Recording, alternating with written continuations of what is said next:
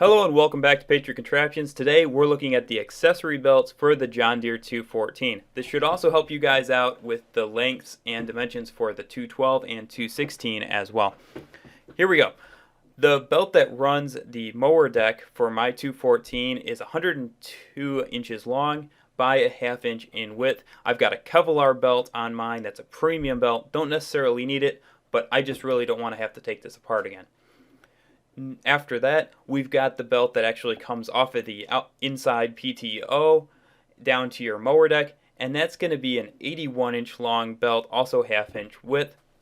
Then there's one other belt we need to look at for accessories, and that's the one that runs the 36A snowblower, and that is an 80 inch long belt.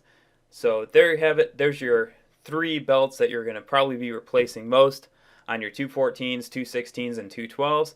Hope this information saves you a lot of time. Have a fantastic day. Be sure to subscribe. Patriot Contraptions, signing out.